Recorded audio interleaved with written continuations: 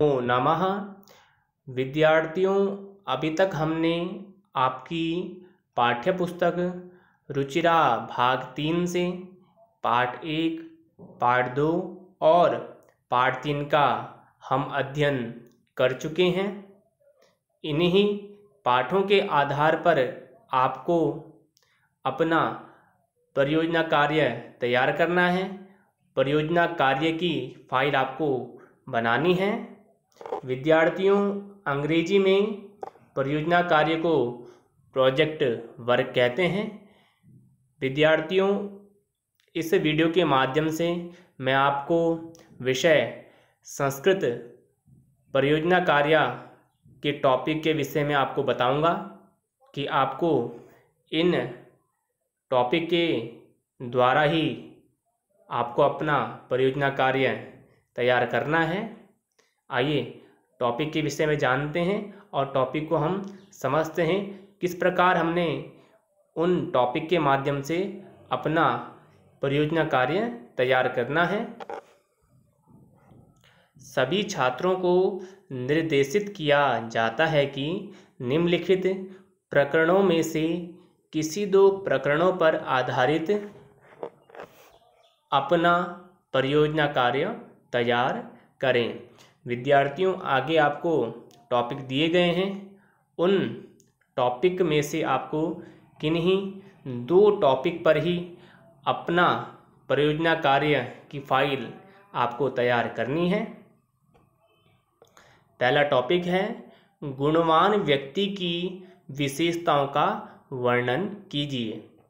विद्यार्थियों, इस टॉपिक में आपसे पूछा गया है कि गुणवान व्यक्ति किसे कहते हैं, उनकी क्या क्या विशेषताएं होती है, वही आपने इस टॉपिक में लिखना है, बताना है कि एक गुणवान व्यक्ति की विशेषताएं क्या क्या होती है।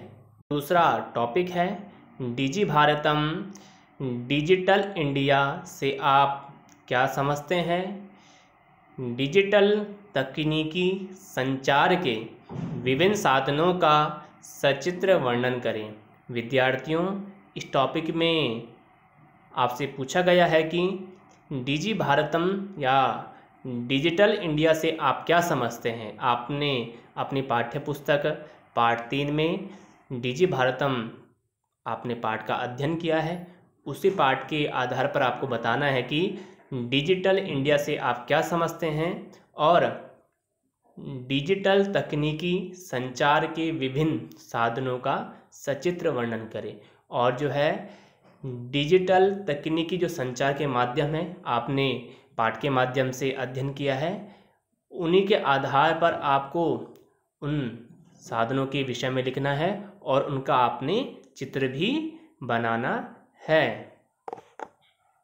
तीसरा टॉपिक हमारा है अच्छे वचनों को हम किन किन माध्यमों से सीखते हैं, वर्णन कीजिए। विद्यार्थियों, इस टॉपिक में आपसे पूछा गया है कि अच्छे वचनों को यानी कि अच्छी बातों को आप किन किन माध्यमों से सीखते हैं, आप कहाँ से अच्छी बातों को ग्रहण करते हैं, वह आपने उसमें लिखना है और इसका आपने वर्णन करना है कि अच्छी बातों को हम किन किन माध्यमों से सीखते हैं, किससे सीखते हैं। यह आप एक चित्र के माध्यम से भी आप इसको बता सकते हैं। तो आपने अच्छे वचनों के बारे में लिखना है कि जहाँ से आप अच्छे वचन ग्रहण करते हैं, अच्छाई ग्रहण करते हैं, उनके विषय में आपको वर्णन करना है। विद्यार्थियों, 3 टॉपिक में से आपको किसी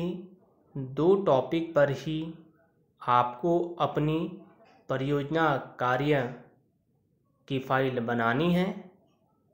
विद्यार्थियों, यह परियोजना कार्य आप अपनी कल्पना शक्ति के अनुसार एवं अपने ज्ञान के अनुसार करें और इस परियोजना कार्य को दिव्यता प्रदान करने के लिए, आप सुंदरता प्रदान करने के लिए आप सहायक सामग्री का प्रयोग कर सकते हैं, जैसे स्केच, कलर्स या रंगीन कागज का उपयोग